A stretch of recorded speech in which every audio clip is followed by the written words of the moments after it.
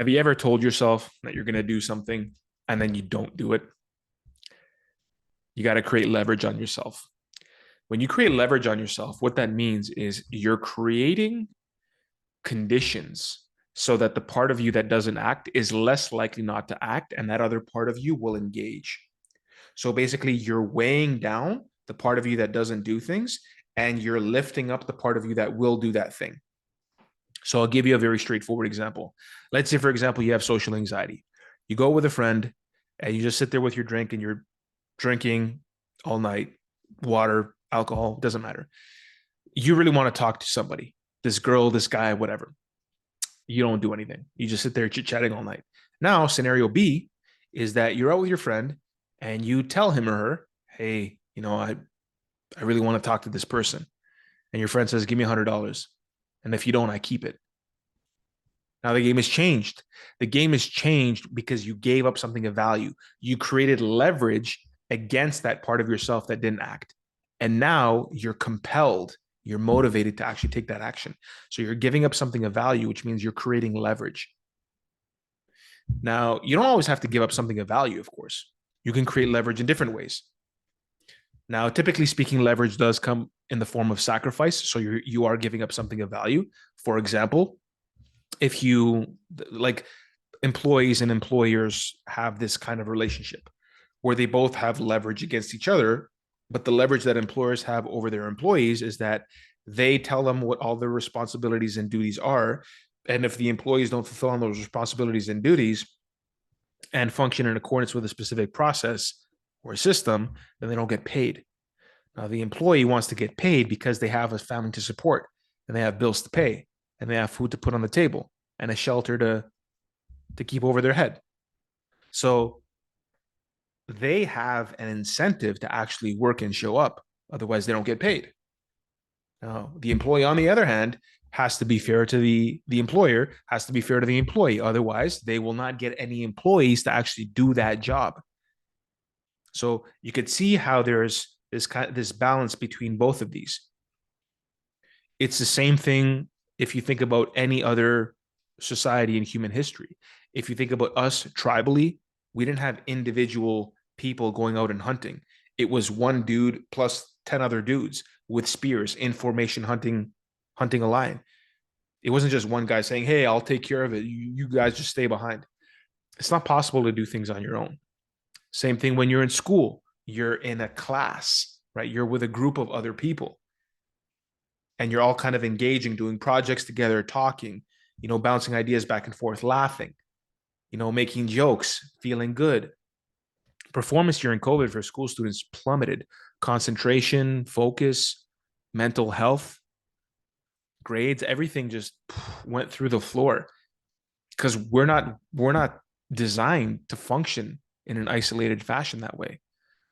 That's why if you look at some of the most depressed, some of the saddest people, they're not people that have really, really close friends. Like they got, their group of friends and they're really close and they're really loving and they have great relationships.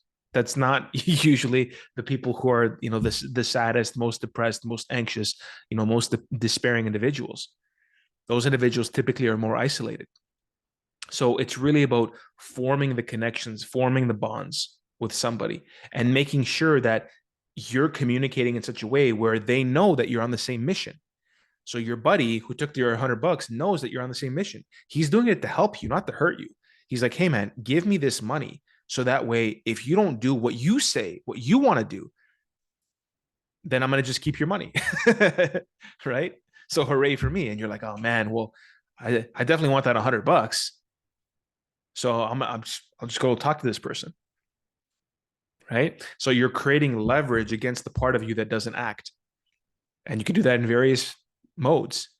Having a group of people, community, giving up value, like all of these things are important because they all basically relate to you achieving your goal, but you being in relationship to other people achieving your goal. Like I said, in school, in companies, right? We're working with people, school, people, tribes, people. Everything is people. Everything is people, man. Even fighters, right? If you look at fighters, teams, people, individual sports, one-on-one fighting, they've got their teams, right? They've got their coaches, they've got their trainers, strength and conditioning coach, endurance coach, striking coach, wrestling coach. They've got all these people training them.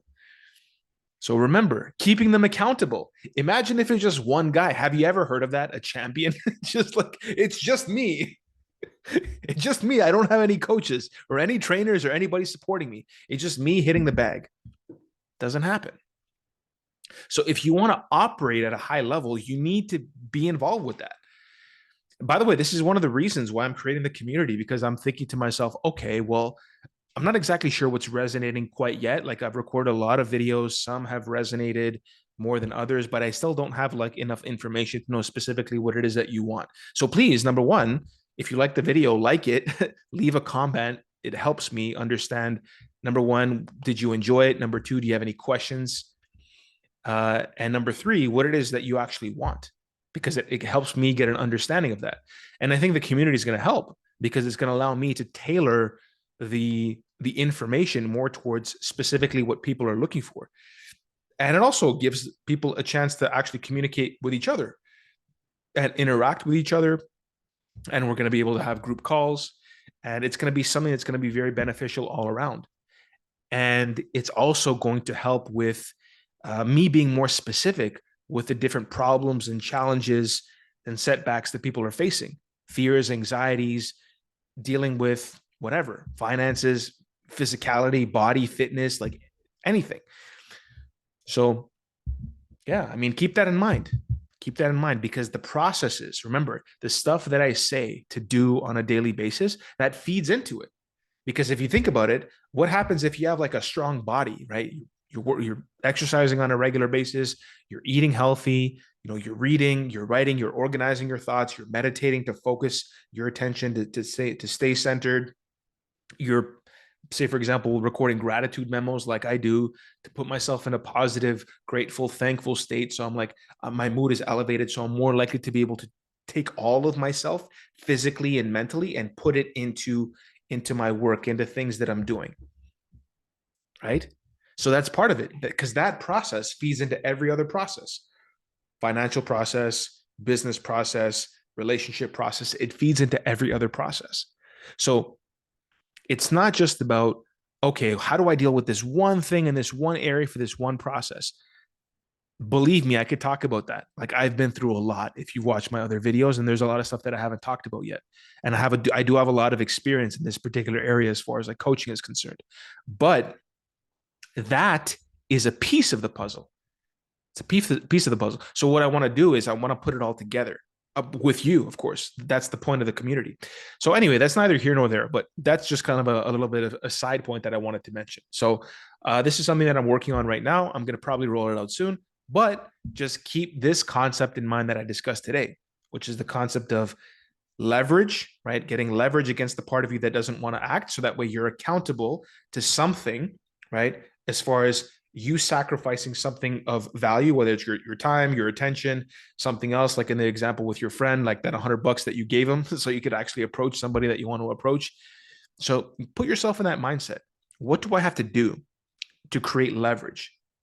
So what kind of system can I be a part of or create that I can use to create leverage against the part of myself that doesn't act? So I could take the part of myself that does want to do something that doesn't and put that forward and make sure that that is the most active part. So yeah, I hope that was helpful. I'll leave it there. If you liked it, like the video, subscribe to the channel. It always helps me. And what else? That's it. I'll tell you about the school thing soon, because it's going to be on School the Community. And that's it. That's it for me for now. So if you like the video, you know what to do. And I'll see you next time.